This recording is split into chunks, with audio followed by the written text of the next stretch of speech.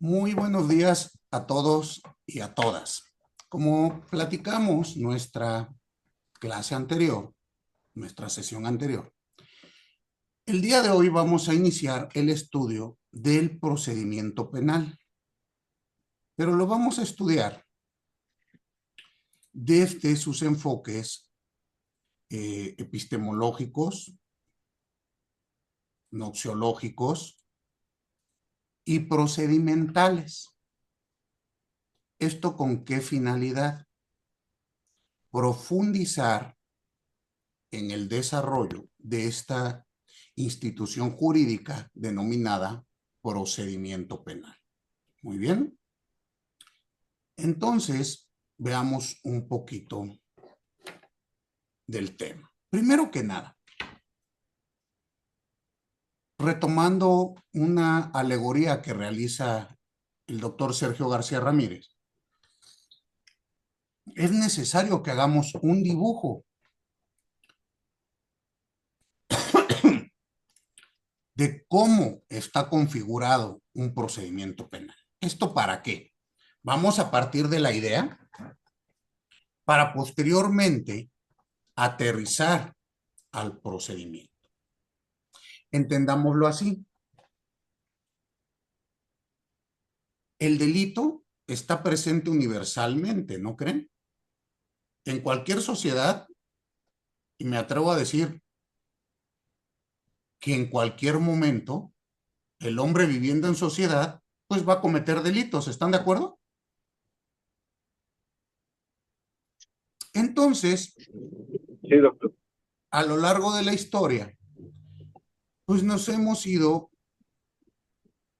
desarrollando cómo o cómo va a reaccionar el Estado, la sociedad, ante la aparición de este fenómeno. Y para ello vamos a ver que se hacen distintas relaciones. En el procedimiento penal tendremos diversas relaciones. Relaciones de naturaleza sustantiva y de naturaleza penal. Pero les decía, retomemos un poquito lo que nos decía el doctor Sergio García Ramírez.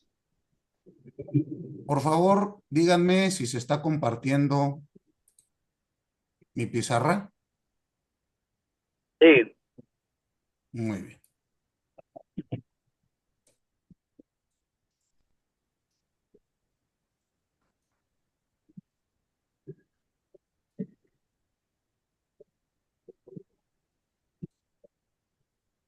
Miren,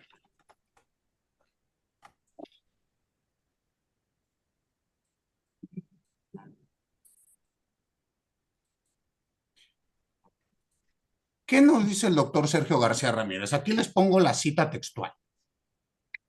Él nos dice que nos hagamos una idea, hagamos un dibujo para poder entender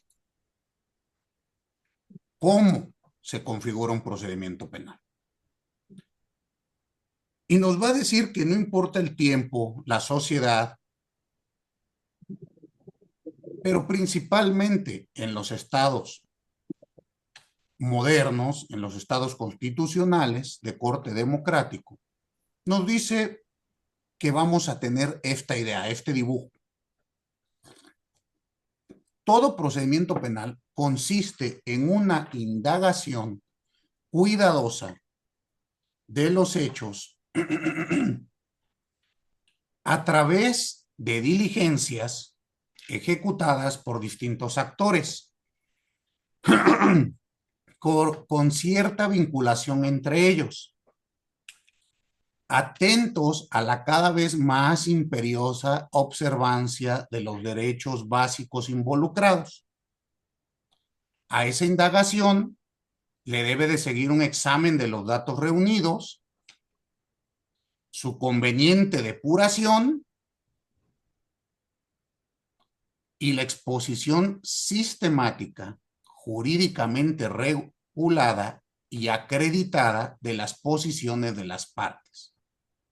Con este cimiento, el tribunal llamado a conocer y sentenciar deberá adoptar con razonable convicción la decisión definitiva acerca del litigio penal. Vean ustedes que en este esbozo del procedimiento penal, el doctor Sergio nos establece las tres grandes fases de un procedimiento de naturaleza penal. ¿Qué quiero decir con esto? Vamos a ver la regulación positiva mexicana, pero ustedes van a notar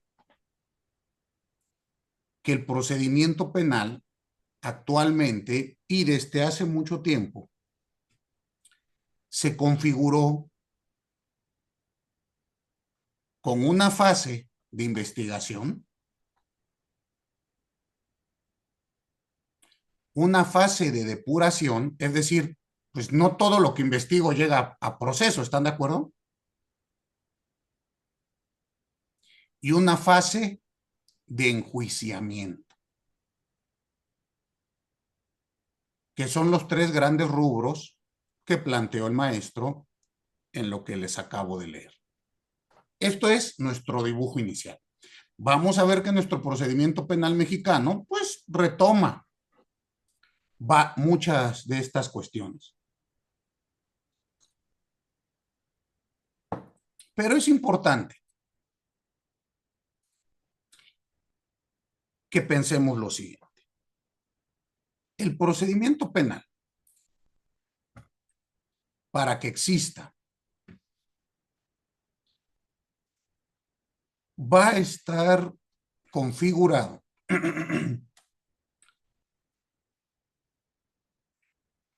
en una, digamos, en una serie de relaciones jurídicas en el campo penal. ¿A qué voy? Debemos de analizar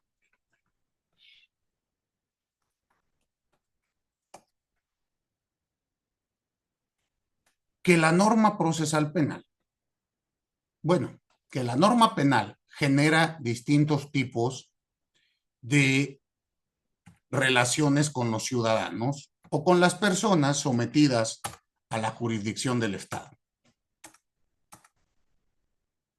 Por lo tanto, es necesario que ustedes piensen lo siguiente.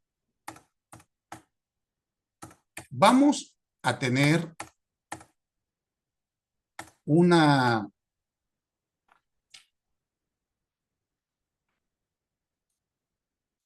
facultad punitiva.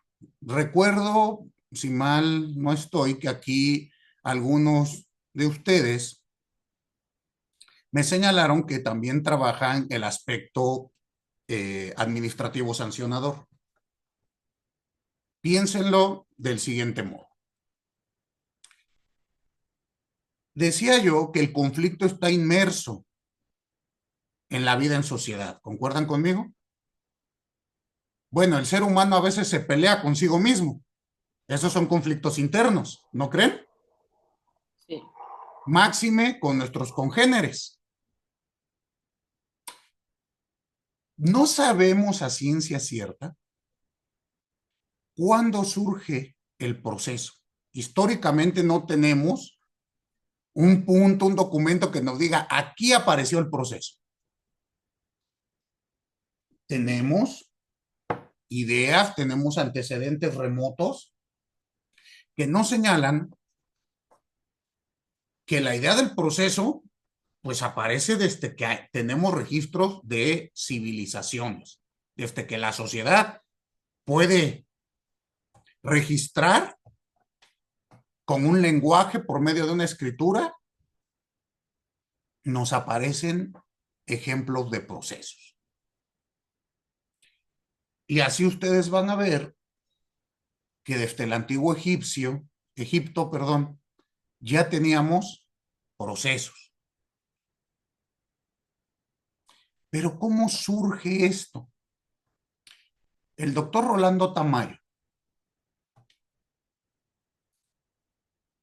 profesor emérito de nuestra universidad, señala que hay dos posturas con relación al origen del proceso. La primera,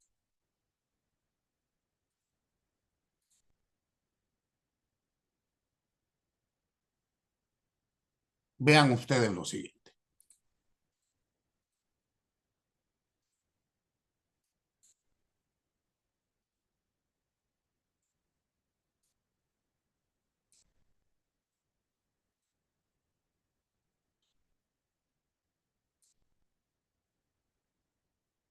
Piénsenlo así.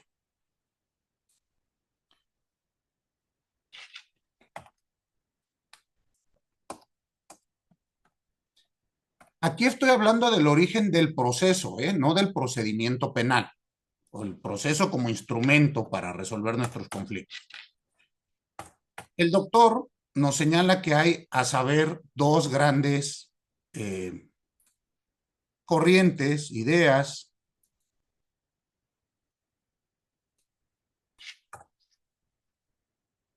para explicarnos este fenómeno. La primera la denomina él la concepción idílica.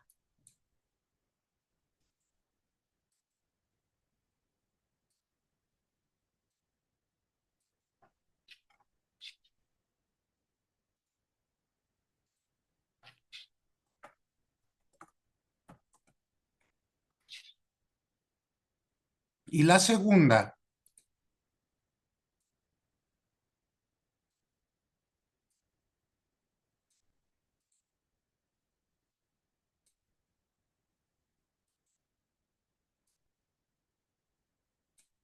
es la concepción llamada objetiva o histórica.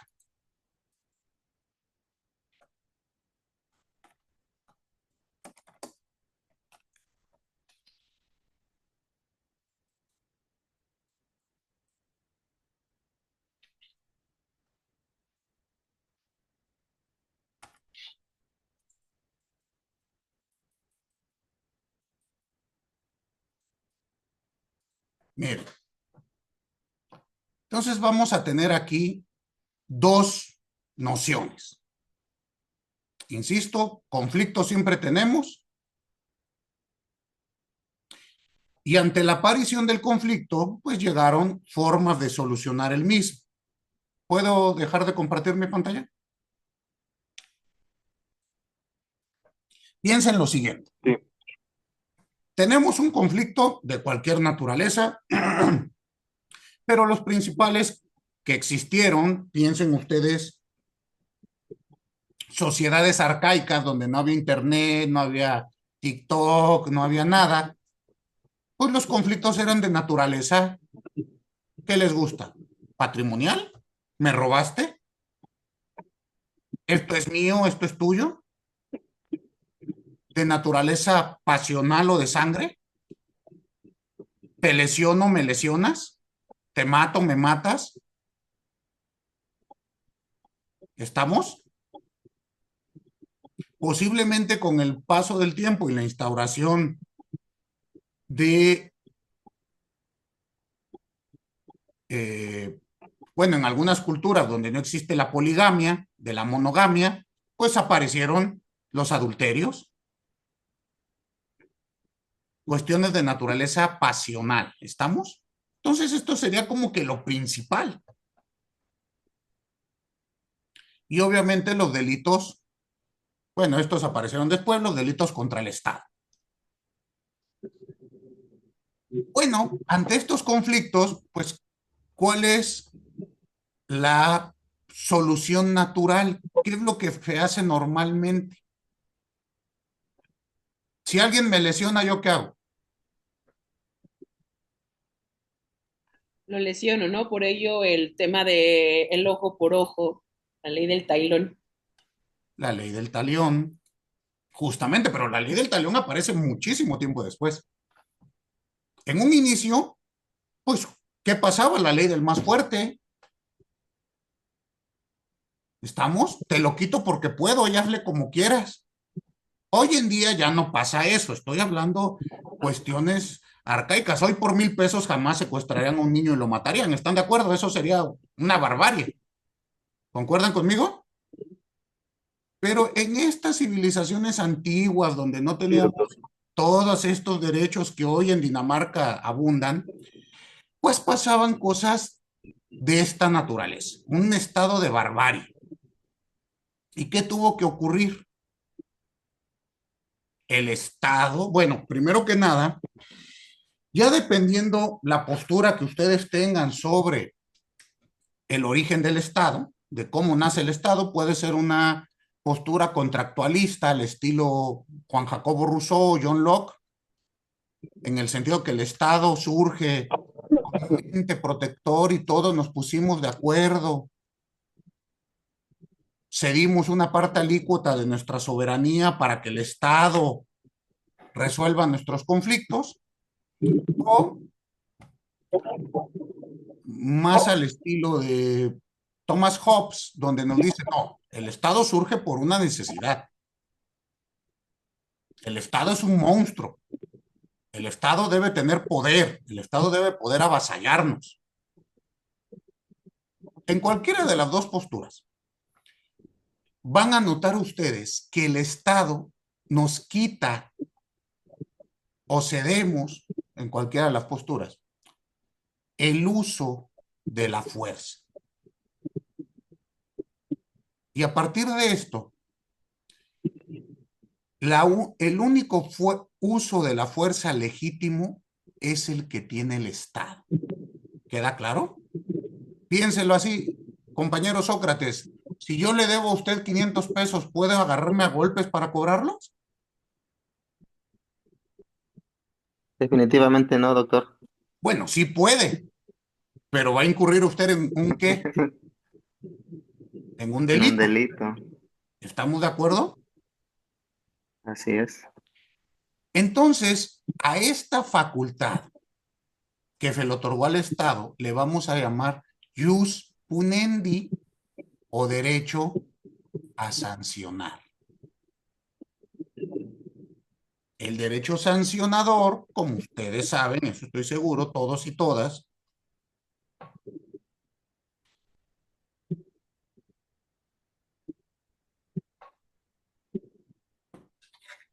tiene varias vertientes, varias aristas. Una es la arista penal, que es la que estudiaremos acá.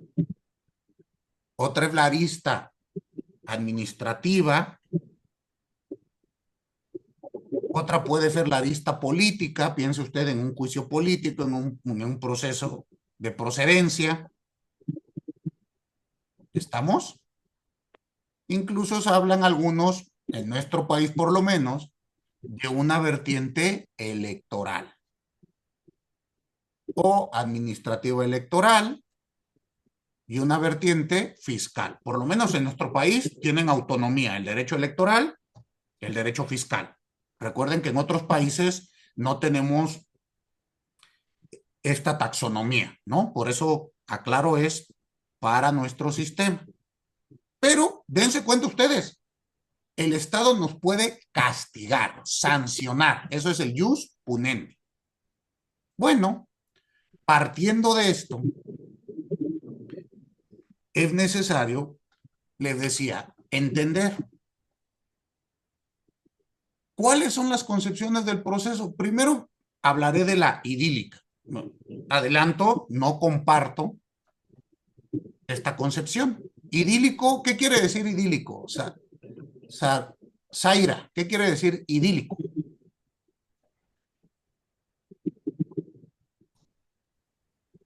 Que es un ideal. Exacto, algo casi como un sueño, ¿no? Más al- que ideal, algo pues, que así me imagino, así podría ser, así debe de ser, pero quién sabe si así sea. ¿Han escuchado alguna vez de un amor idílico? ¿A qué se refiere la expresión, Mariela?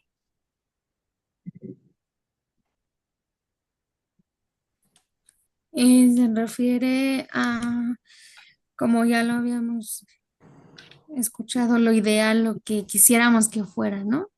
el ideal que tenemos. Exactamente, pero casi, casi una cosa imposible de conseguir, Así es. una aspiración. Entonces, cuando el doctor Tamayo habla de una concepción idílica, pues se refiere a algo que nos imaginamos y quisiésemos que así fuese, pero no existe soporte histórico que lo respalde. ¿Queda claro? Por lo tanto, pues mi concepción epistémica no me permite aceptarlo, pero les voy a explicar a qué se refiere. ¿Por qué? Pues porque hay varios autores que lo toman esto por válido. Ustedes, como futuros especialistas, pues profundizarán en el estudio del mismo y tomarán postura. ¿Queda claro? ¿Cuál es la concepción idílica? Piense usted un conflicto de Adrián contra Jorge. Jorge, Alberto y yo tenemos una disputa. Y entonces, pues Jorge es más joven que yo, es más rápido que yo, es más fuerte que yo. Y yo le voy a decir a Jorge, Jorge, en lugar de que me golpees, ¿qué te parece si acudimos con Alejandro, que va a ser un tercero, pero lo respetamos por, por lo que sea, porque es a la persona que respetamos en esta comunidad? ¿Qué te parece, Jorge? ¿Vamos con él? Eh, bueno, en este planteamiento muy, ¿cómo diré? Muy idealista, sí, pero ya en la vida real, vamos a suponer que pues, a mí me conviene pues, seguir manteniendo el poder, por así decirlo, ¿no?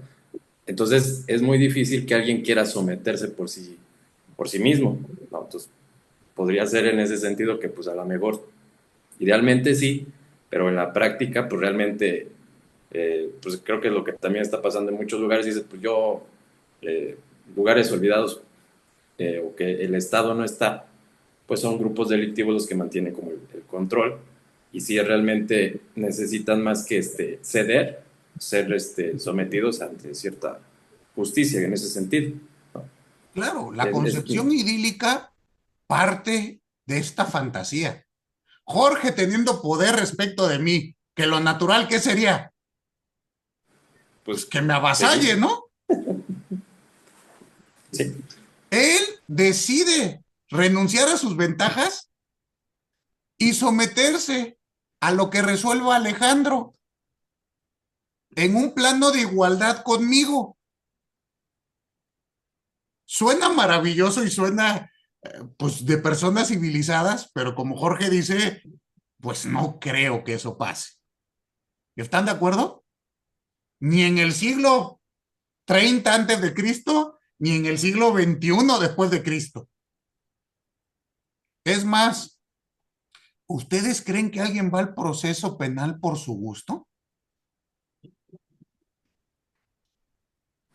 Es muy difícil.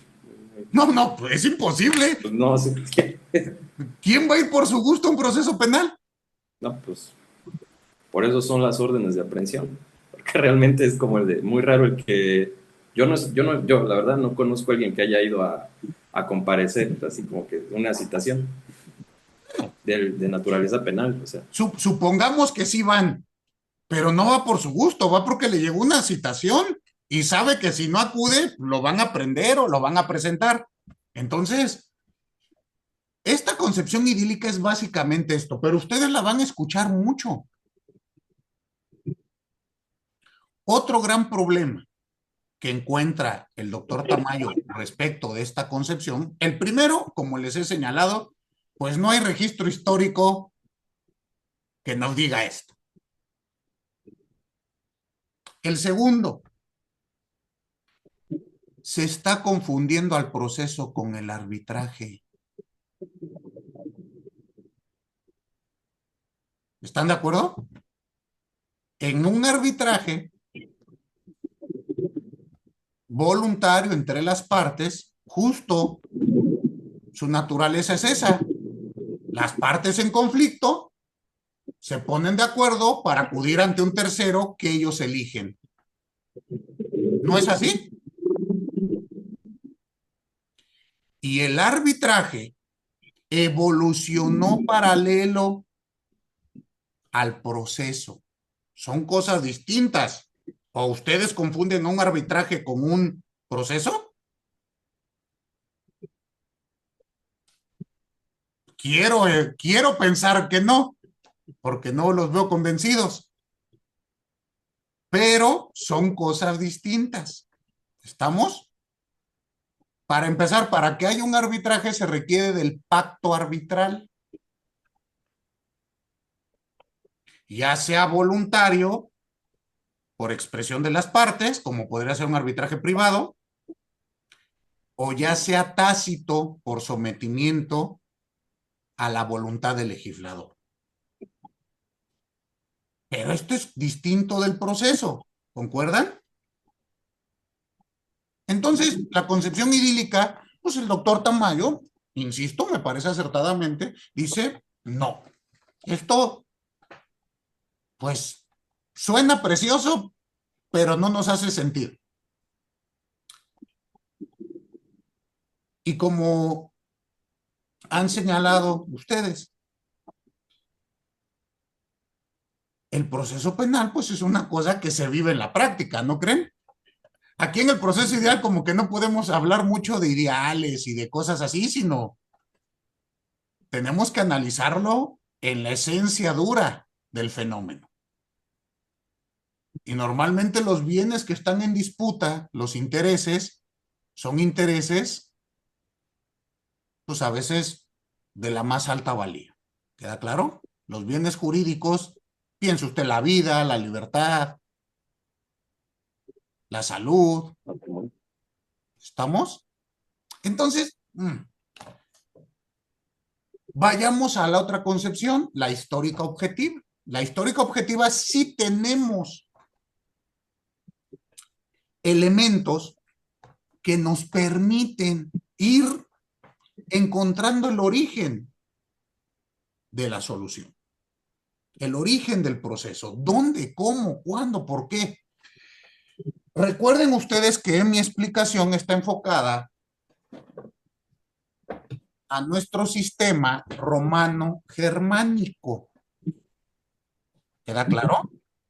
No estoy hablando de sistemas orientales. No obstante ello, también en los sistemas orientales el fenómeno es similar. Muy bien. Entonces, ¿qué nos dice esta concepción objetiva histórica?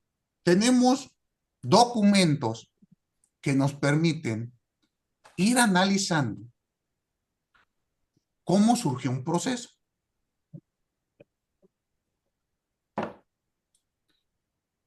Existe, les decía, en Egipto, hay un documento que se llama el Libro de los Muertos o el Pergamino de los Muertos. Y ahí nos explican cómo se realizaba un proceso, cuál era la cosmovisión, qué delitos son los que se tomaban en cuenta y cómo se juzgaban. Y ahí vamos a tener pues algunas cuestiones bien interesantes. Primero que nada, aparece la concepción de que el proceso es una cuestión de autoridad. Nada que las partes quieren, dicen y van. ¿Queda claro? Es un acto de autoridad. Que lo primero que hace es detener las agresiones entre las partes.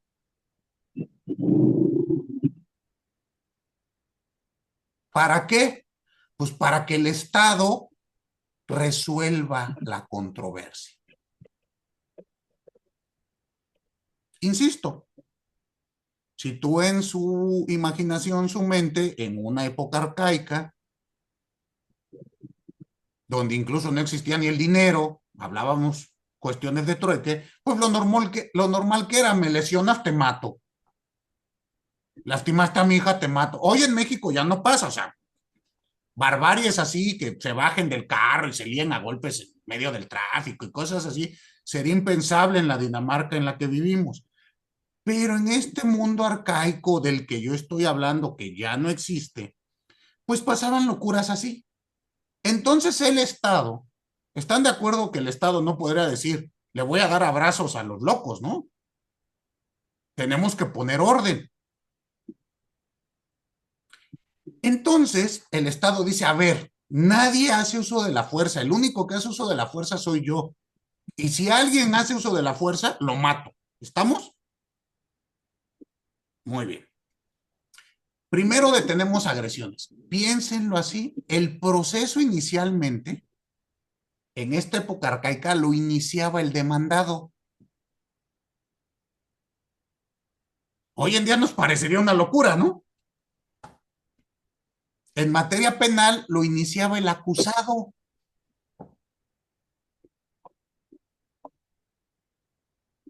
Y tenemos los documentos. Les voy a compartir, por favor. Díganme si les llega a su chat el siguiente documento. Este documento suplico me ayuden a darle lectura para no detenernos tanto en las cuestiones históricas y puedan ustedes tener toda la información. Este documento lo elaboré yo. Es una versión no publicable, entonces seguramente tiene errores, ¿no? Errores de dedos, algunas faltas de ortografía y demás, pero ahorita utilicémoslo como material de trabajo nada más para nuestra sesión. ¿Queda claro? Aquí van a encontrar ustedes los antecedentes del proceso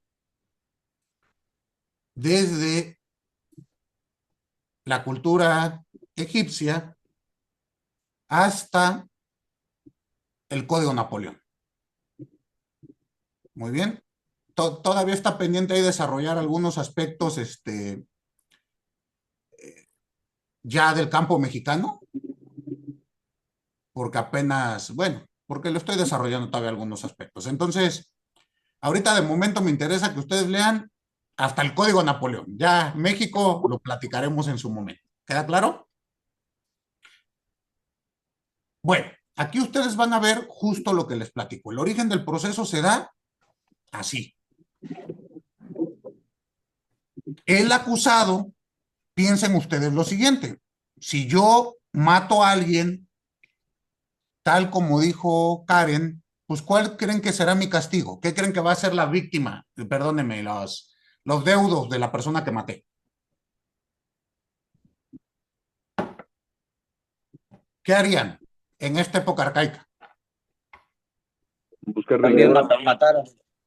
Matarme, ¿no? Claro. Buscar venganza. Una venganza, la venganza.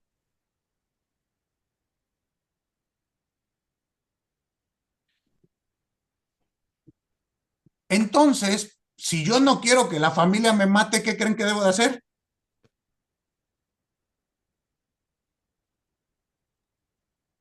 Huir. Matarlos a ellos. En esa época arcaica, ¿no? Ok, pero pensemos, no puedo, se me dejan ir de a 6, Es más fácil huir. huir, y en su momento, ya existiendo este procedimiento arcaico, acudir ante una autoridad para que ella evite que me maten, ¿no? Llego y le digo, oye, me quieren matar y soy inocente, espérate. Yo no maté a Sempronio. Entonces, la autoridad detiene toda agresión, evita que mi contraparte me mate y nos va a someter a un proceso. Al respecto, el doctor Rolando Tamayo tiene un libro precioso que se llama El origen del proceso en los griegos. Y él realiza todo un estudio retomando la obra de un autor alemán de apellido Wolf, retoman un verso, un paraje de un poema de Homero. El poema lírico llamado La Ilíada. ¿Recuerdan ustedes qué es la Ilíada?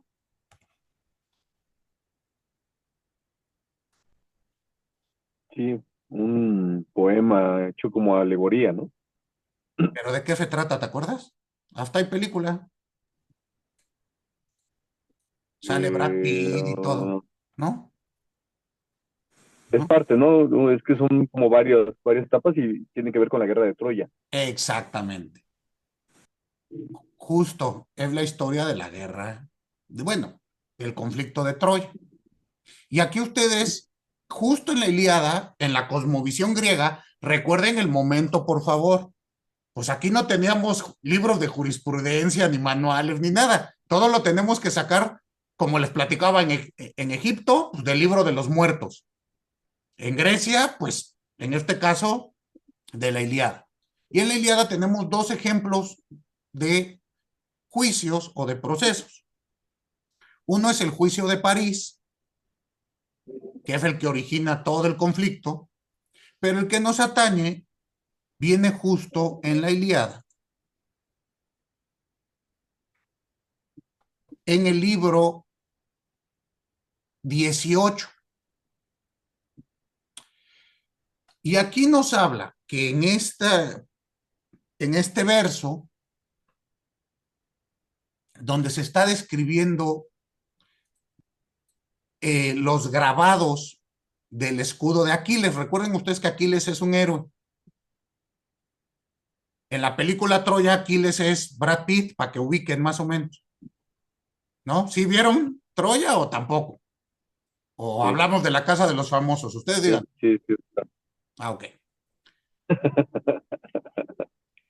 En el escudo de Aquiles hay varios grabados, lo describe así Homero. Esta es una obra escrita por Homero. Recuerden que esto es como que lo más antiguo que tenemos, ¿eh? Incluso el primer momento de la civilización griega se le conoce como tiempos homéricos. ¿Sale? Entonces, ¿qué nos dice él? Cuando se está haciendo este grabado, ahí se describe cómo era la vida en Grecia. Y en uno de tantos grabados se lee lo siguiente.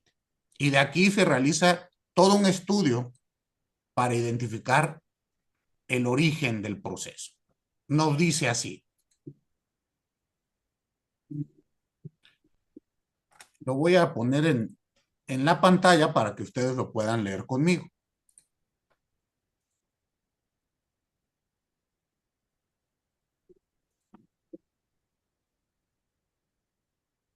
¿Sí les llegó el documento que les envié, el PDF? ¿Sí? Me auxilian, por favor, compartiéndolo también en nuestro chat de WhatsApp, por si alguien no se conectó aquí, lo pueda revisar en su momento. Sí, doctor. Muchísimas gracias. A ver. Espérenme tantito. Miren. Así dice el texto. En el ágora estaban reunidos los hombres. Se había suscitado un gran pleito entre dos con respecto a una multa que debía pagarse por un homicidio. Uno de ellos ante el pueblo afirmó que la había pagado y el otro lo negaba y entre ambos a un juez remitían el caso. A partir de esta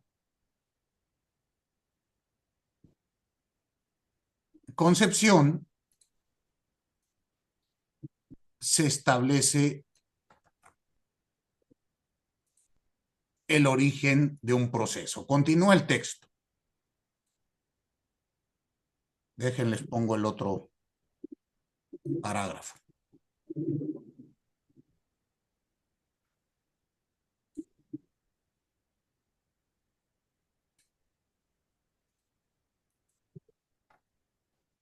Espérenme tantito, no me gustó cómo quedó esto, no se lee. Permítanme.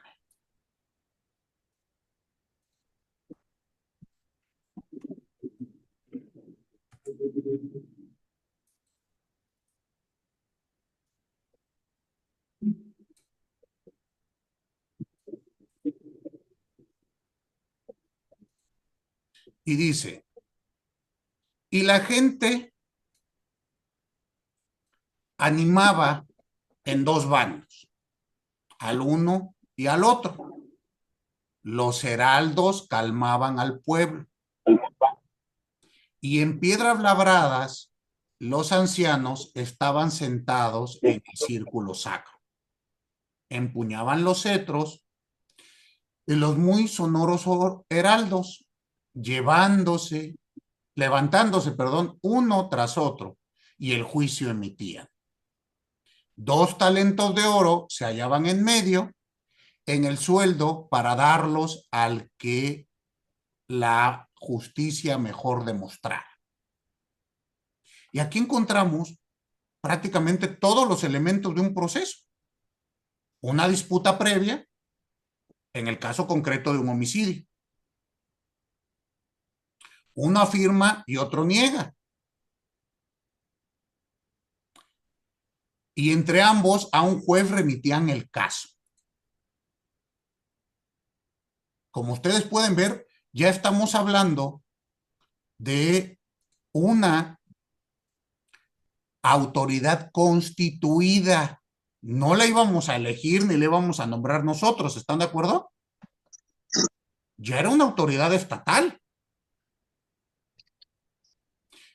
Posteriormente se habla de la figura de los heraldos, que calmaban al pueblo para que no haga justicia por propia mano. Y después viene otra figura, hablan de unos ancianos con cetros sentados en un círculo sacro.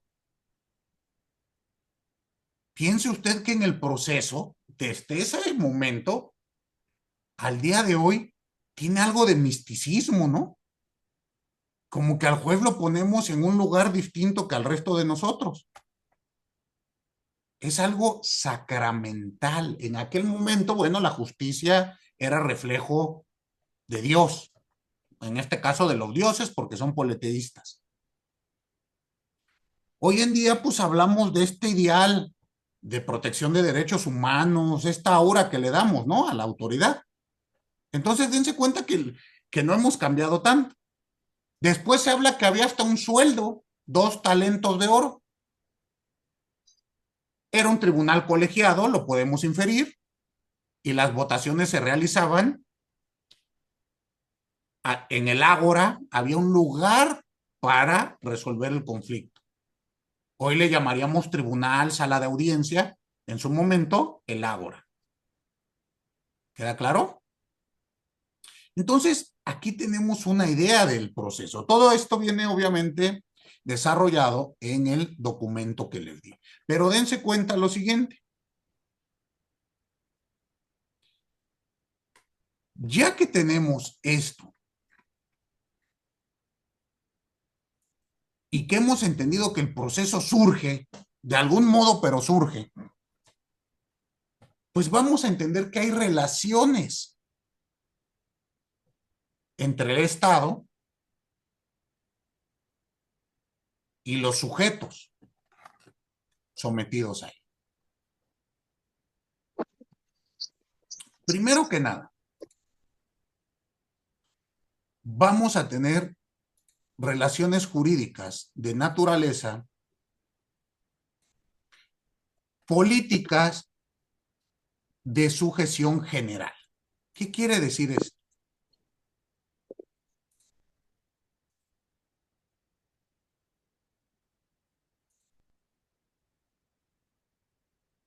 Véanlo así.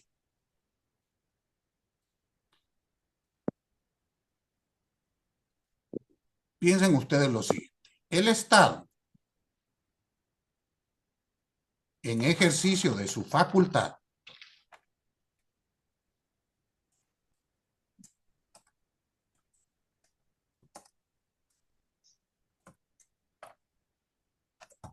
va a tener relaciones jurídicas, que son las que nos interesan estudiar a nosotros. Y estas relaciones jurídicas pueden ser de distintas naturalezas. La primera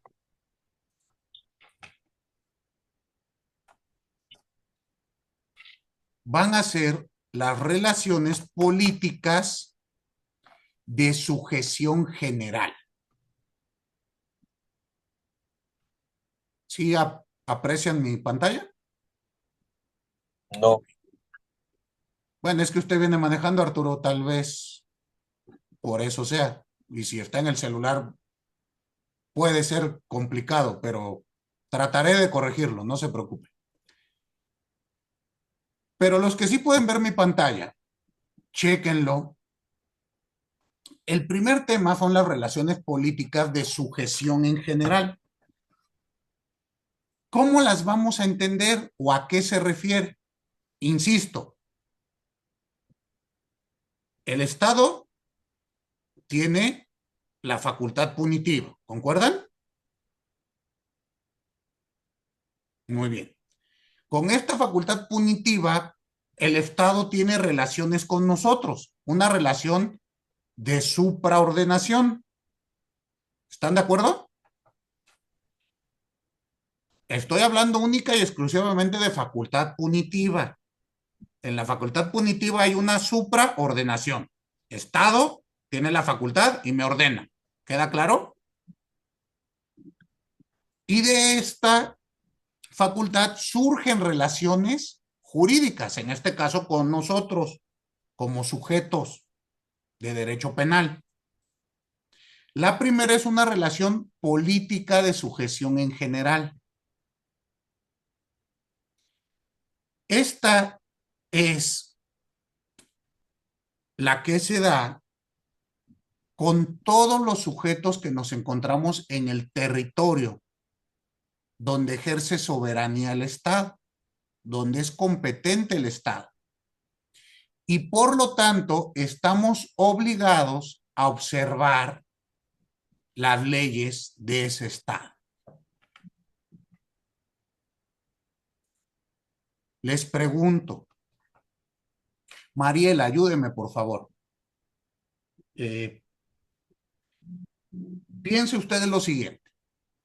Si llegase a nuestro país, a México,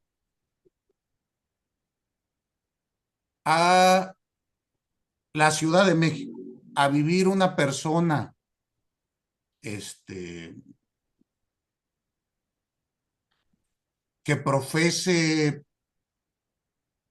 alguna religión diversa, de naturaleza árabe, donde tenga permitido la poligamia. Y este sujeto llegase aquí y se casara con 2 mujeres, ¿sería penalmente responsable del delito de bigamia? ¿O él puede alegar pues que no tiene por qué someterse a esas leyes, que él no está de acuerdo con las mismas? ¿Qué piensa?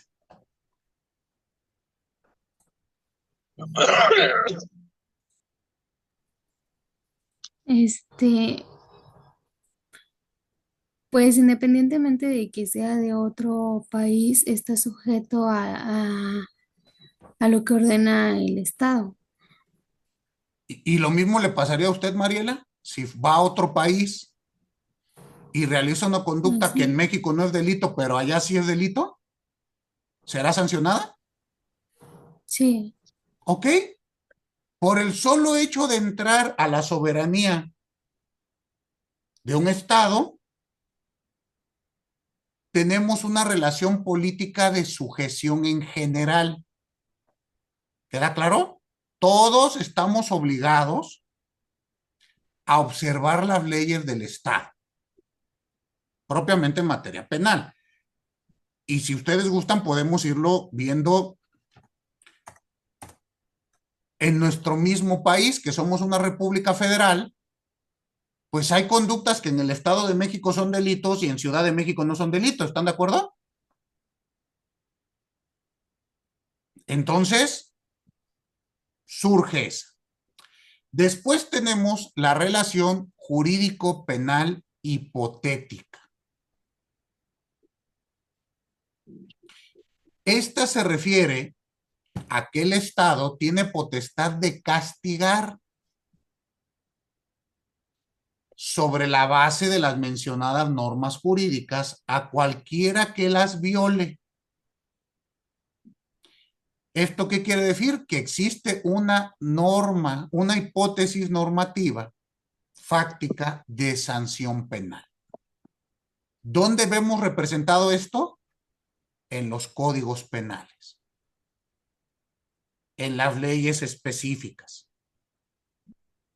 Entonces, surge una relación jurídico-penal hipotético. Y así leeremos: al que prive de la vida a otro, se le impondrá de 8 a 20 años de prisión. ¿Están de acuerdo? Esto es hipotético. Desde que yo estoy en el Estado, tengo la posibilidad de que esto ocurra. Pero, pues mientras no haga ninguna conducta, no va a trascender. Pero dense cuenta, les pregunto a todos y a todas, ¿en este momento ustedes y yo estamos sometidos a este tipo de relación? ¿A las primeras dos?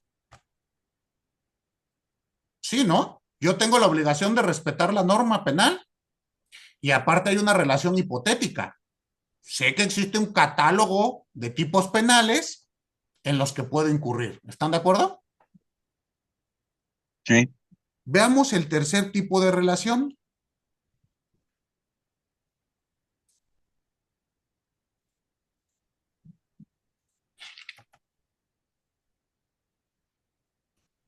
El tercer tipo de relación es la relación jurídico-penal concreta. Recapitulo: abstracta, hipotética, y ahora hablemos de la concreta. Y aquí es donde entra el procedimiento penal. ¿En qué consiste esta relación jurídico-penal concreta? Bueno, es cuando el Estado tiene la potestad de castigar al individuo determinado que haya violado efectivamente un precepto penal. Y aquí pongo entre paréntesis: bueno, pues vamos a castigar a un individuo determinado siempre y cuando haya violado efectivamente. A esto de efectivamente le vamos a conocer como margen de probabilidad probatorio. En el caso mexicano se establece más allá de toda duda razonable para el proceso penal. ¿Qué quiere decir? Pues que tienen que acreditar más allá de toda duda razonable que cometí la conducta. Este estándar, este margen de probabilidad, por ejemplo, no es aplicable, hasta donde recuerdo, al procedimiento administrativo sancionador federal. ¿O sí, Lidio?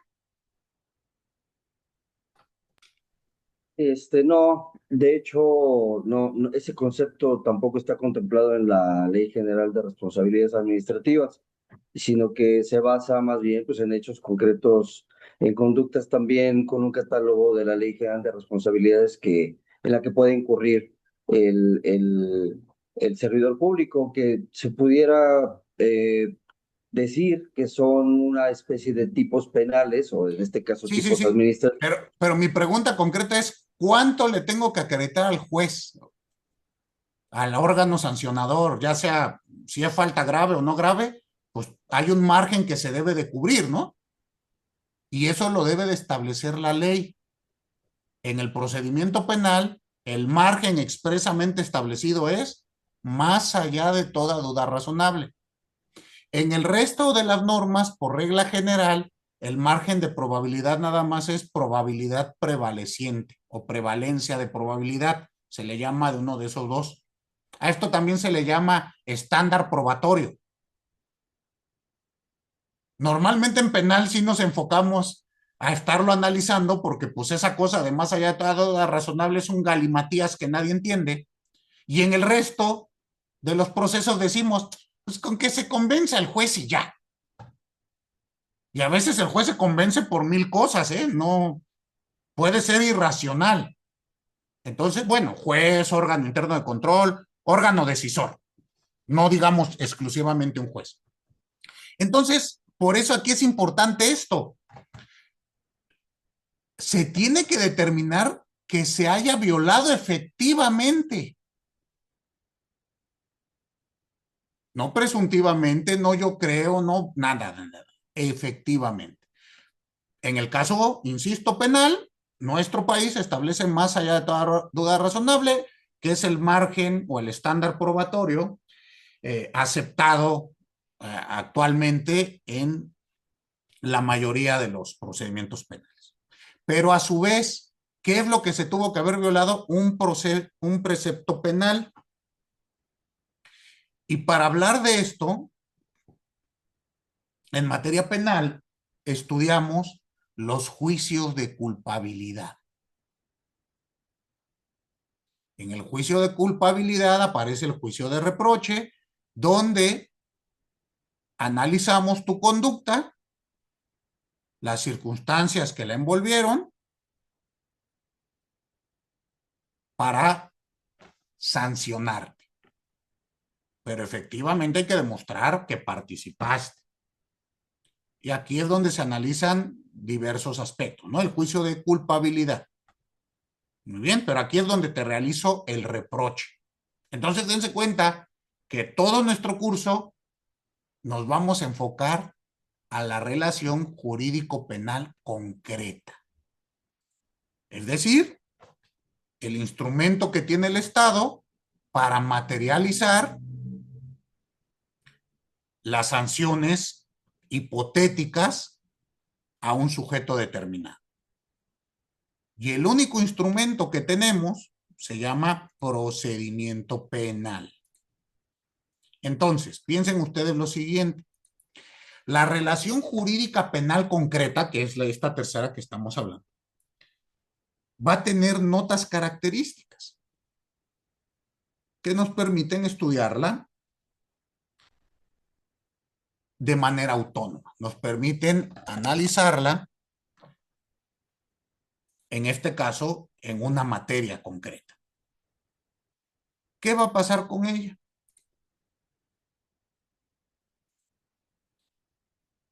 Vamos a tener, primero que nada, es importante señalar que la relación jurídico-penal concreta no puede surgir directamente. Es decir, el Estado no puede llegar y sancionarme. ¿O sí? ¿Puede llegar el Estado y meterme a la cárcel nada más? Pues no deberían, porque precisamente para eso están las garantías judiciales, ¿no? Debido proceso, el tema del juicio de reproche, como ahorita lo comentaba, donde en la materia penal pues lo que se busca es que sea algo muy exacto, no hipotético, no se presta a otro tipo de presunciones más que la presunción de inocencia, ¿no? Me gusta cómo piensas, lástima que así no sea en este país. Pero por ahí debiese ser. ¿Estamos? No puede llegar el Estado y sancionarme. No puede decir, Polanco, como mataste, te meto a la cárcel. Tiene que hacer algo previo y ese algo se llama proceso. Nuestro propio margen, nuestro propio marco constitucional señala que toda persona se presume inocente hasta que haya una sentencia definitiva dictada en su contra, previo proceso en ley en el que se hayan respetado todos sus derechos.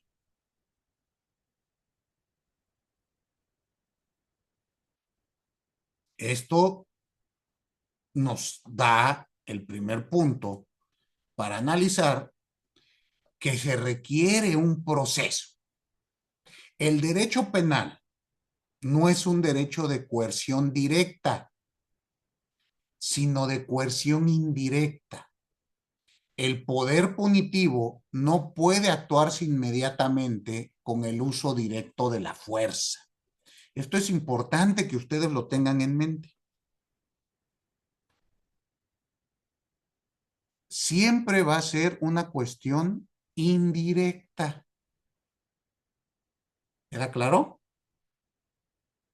Requiere al procedimiento penal. No puede haber sanción penal sin el procedimiento. Dime, Arturo.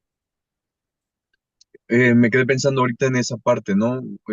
Nos dice que no puede ser directo, tiene que ser indirecto, porque tiene que derivar del procedimiento. ¿Sí? Ok. Piénselo así. Ustedes seguramente están pensando en la prisión preventiva oficiosa y dicen, me meten a la cárcel sin proceso y nada. ¿No? Ujú. Pues creo que ya todos aquí sabemos que la prisión preventiva oficiosa es violatoria de derechos humanos.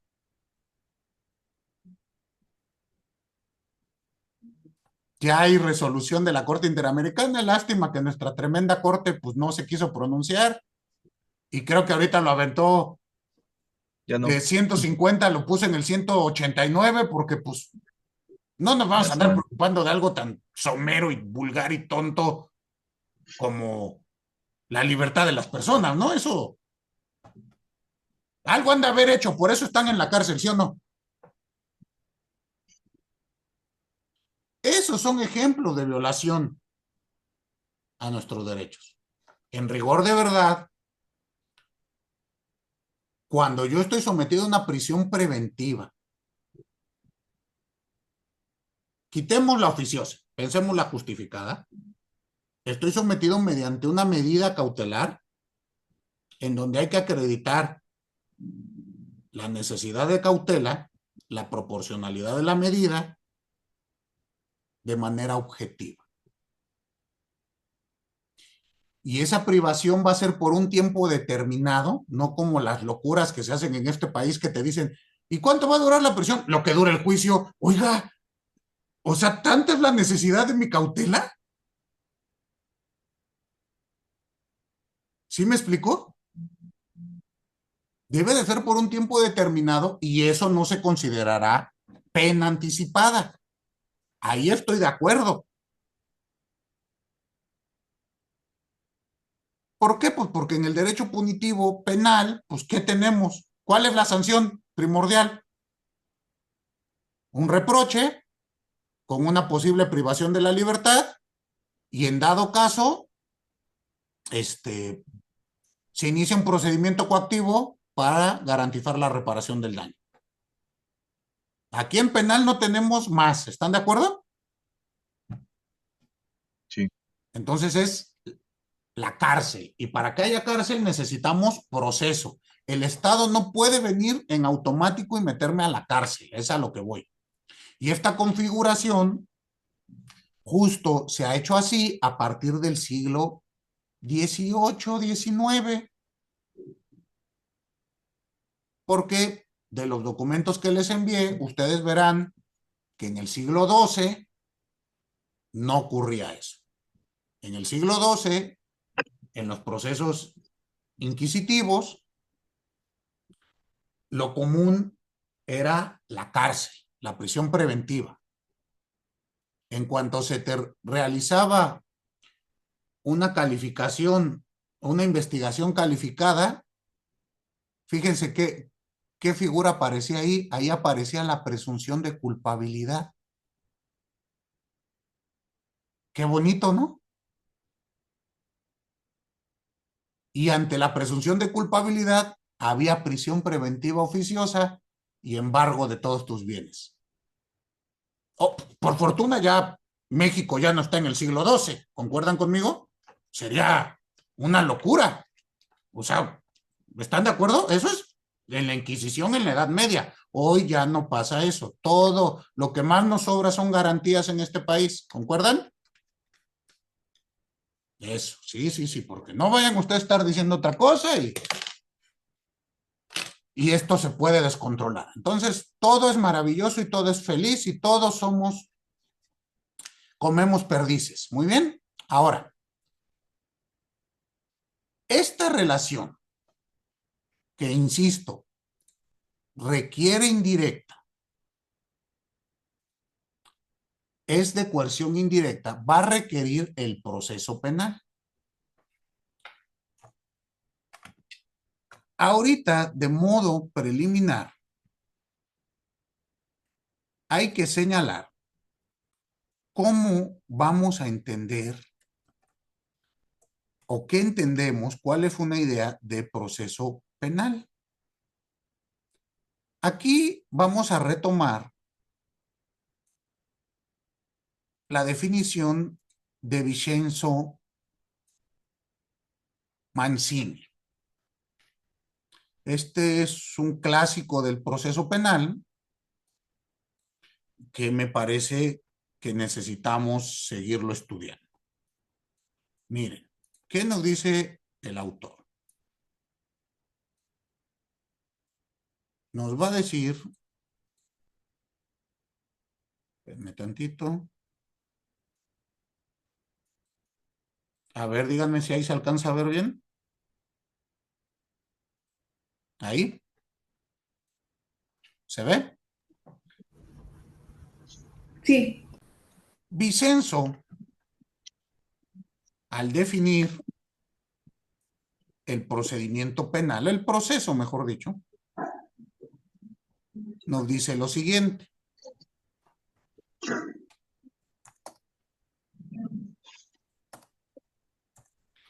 Nos dice, es aquel conjunto de normas directa o indirectamente sancionadas que se funda en la institución del órgano jurisdiccional y regula la actividad dirigida a la determinación de las condiciones que hacen aplicable en concreto el derecho penal sustantivo. ¿Se dan cuenta cómo estamos aterrizando de la norma hipotética o de la relación hipotética a la relación concreta? El derecho penal sustantivo, entendámoslo, que forma parte de nuestras relaciones hipotéticas. Partiendo de esta definición, es válido afirmar que no existe un derecho procesal que sea fin en sí mismo y que encuentre aplicación en ausencia del derecho penal sustantivo. ¿Qué quiero decir con esto? Pues el derecho procesal penal sin derecho sustantivo es la nada jurídica, ¿concuerdan?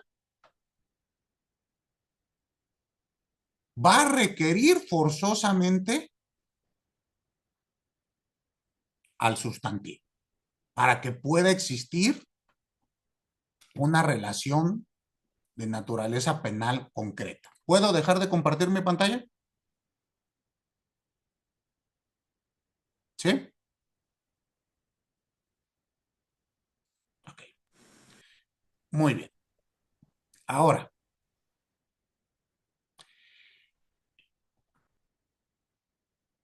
esta relación jurídica penal concreta se conforma de dos tipos de normas: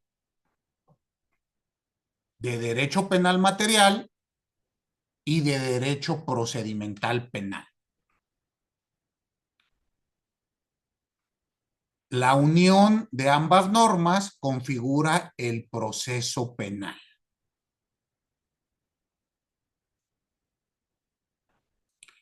Y aquí, por favor, Veamos un poquito. El proceso penal, siguiendo con la definición de Mancini, nos indica, la primera que les di, pensémoslo, es como que la idea o el esbozo del procedimiento penal. Después Mancini nos indica la siguiente definición. Nos dice: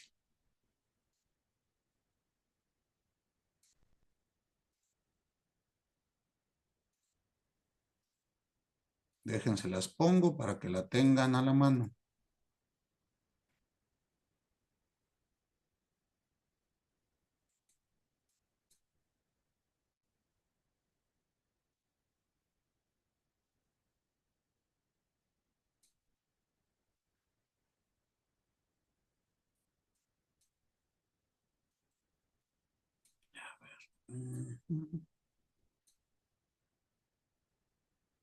Miren.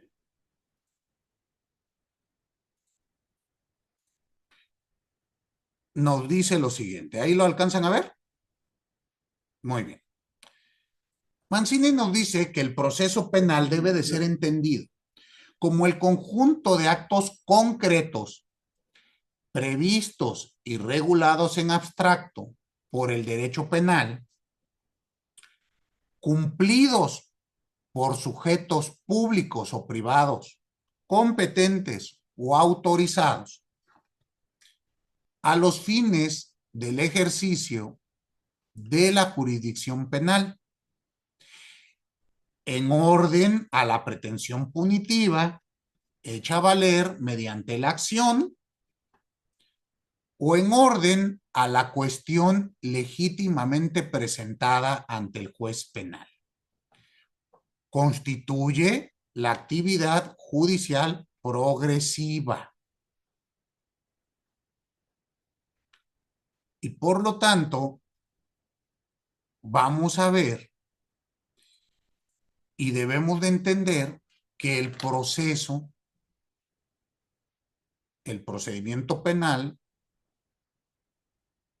se vuelve, creo que alguien está moviendo mi pizarrón. ¿Ahí ya lo tienen? Ok. Piensen lo siguiente, el proceso penal, y esto lo vamos a ver ya la siguiente sesión, pero de inicio, el avance del proceso siempre será progresivo. ¿Estamos de acuerdo? El proceso va construyendo su objeto, a diferencia de otras instituciones jurídicas. Entonces, es importante que tengamos en claro estas circunstancias. La estructura del procedimiento, cuando digo que avanza progresivamente, bueno, es una actividad jurídica progresiva, hay que establecer que avanza en grados.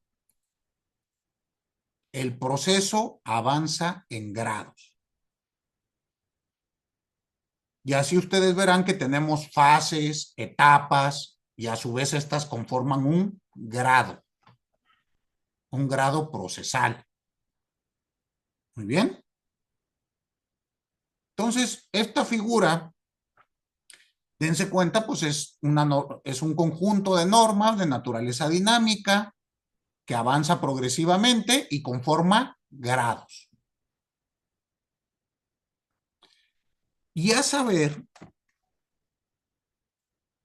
el procedimiento va a tener los siguientes periodos.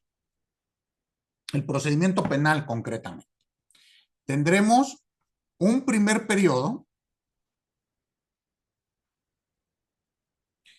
de investigaciones preliminares. Los pongo, por favor. Miren. Obviamente, a lo largo del curso vamos a ir estudiando cada uno de estos.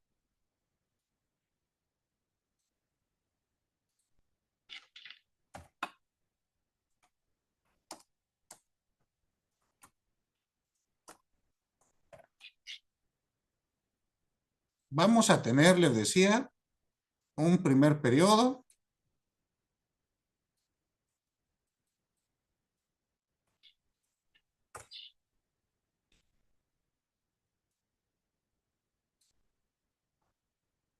que es investigaciones preliminares, conocido como etapa de investigación inicial,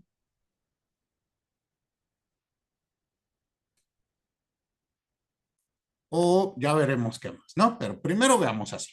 El primero van a ser las investigaciones preliminares. En este periodo, pues actúan preponderantemente la policía de investigación, el Ministerio Público o el fiscal. Puede aparecer también en este momento actos de investigación por parte de la víctima y del investigado. Pueden aparecer, pero hasta la etapa de investigación complementaria, por lo menos en nuestro país, ¿no? Antes de ello, el Ministerio Público es quien lleva la batuta de la investigación, o el fiscal.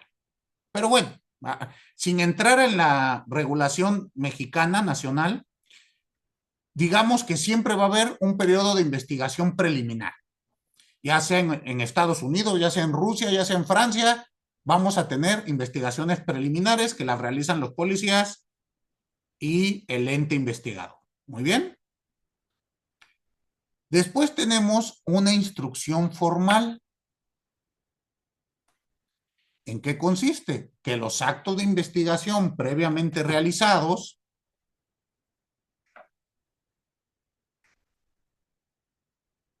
deben de ser analizados por un juzgador para ver si dicha investigación tiene méritos para llegar al siguiente periodo. Es decir, someter a una persona a un procedimiento penal.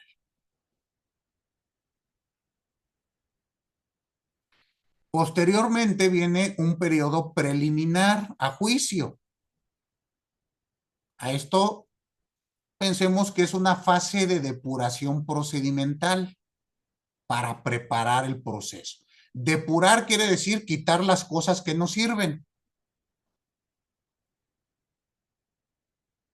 Entonces, vamos a tener una etapa donde vamos a quitar la basura y va a llegar a proceso, pues, un expediente, una causa tamizada. ¿Estamos?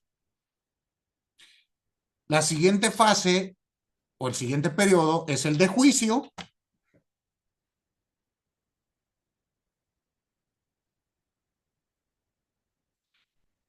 Y el último es el de ejecución. En juicio, bueno, ustedes saben, se desahogan pruebas, las valora el juez, emite un fallo que puede ser condenatorio o absolutorio.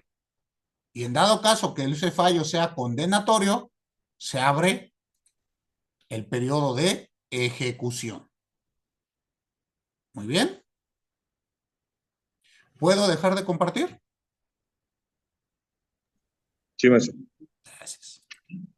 Entonces, como ustedes ven, el procedimiento penal se está complicando un poquito, ¿no? Ya con estas relaciones y demás, nos empezamos a dar una idea de a lo que venimos a nuestra clase. Nuestra siguiente sesión, porque se nos ha acabado el tiempo, vamos a hablar de la relación jurídico-procesal penal.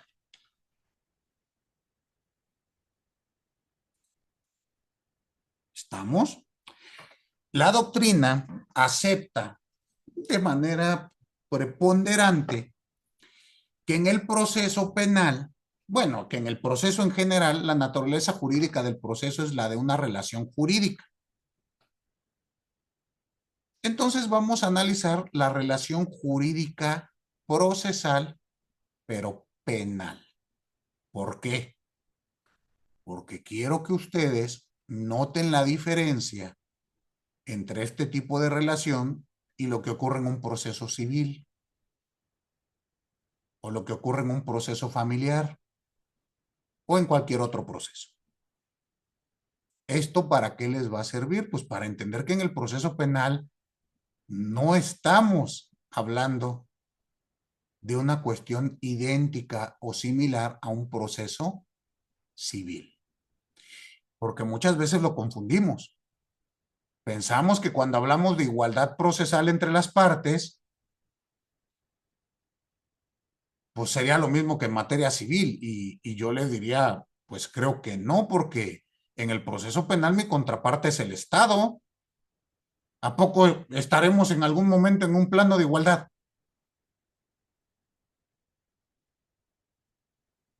Habrá que analizarlo, ¿no creen? Pero mi contraparte es el Estado. Yo soy defensor y el que me acusa es el Ministerio Público. Salvo el procedimiento a instancia de particulares, que también lo platicaremos. Pero vamos a ver que la relación jurídica procesal va a ser la misma. ¿Queda claro? Hablaremos de ello nuestra siguiente jornada y posteriormente delimitaremos los sistemas procesales para ahora sí estar en aptitud de iniciar el estudio del procedimiento penal mexicano. Muy bien. ¿Dudas? ¿Todo claro? ¿Todo en orden? Gracias. Profesor, nada más, ¿podría repetir el autor con relación al concepto de derecho procesal penal que nos dijo? Claro que sí, se llama Vincenzo Mancini. M-A-Z-Z, Cini, como suena. Muchas gracias. Para servirles. Bueno, ¿alguna otra duda, comentario? Maestro, a mí no es respecto a la clase, no hay ninguna duda de momento. Es más bien de las lecturas. No me llegaron a mi correo. No sé si nada más fue la que compartieron en WhatsApp o si hay más. Y ¿Pero si cuál pudiera lectura? reenviármela. ¿Cuál Porque dijo que por correo nos mandó lecturas, ¿no? O yo entendí mal. Creo que entendió mal. Por correo lo único que envié fue el correo de bienvenida a la clase con la Ajá. planeación didáctica. Ah, bueno, Eso sí le llegó. ese sí. Ah, nada más. Yo no he Ese. enviado otra cosa y lecturas, Ah, los bueno. documentos se los compartiré en el chat de WhatsApp. ¿Ya todos y Ah, todas bueno. están en el chat? Sí, doctor, ya. Por ahí se me hace más rápido a mí y creo que también para usted para descargarlo, ¿no? Sí. Ah, bueno. Entonces, por ahí se Gracias. los mando. ¿Alguna otra cuestión? Nada. Bueno, pues pasen un excelente fin de semana. Nos vemos por acá el martes. Gracias. Buen Hasta día. luego. Igualmente, gracias. Hasta luego. Gracias. Buen día.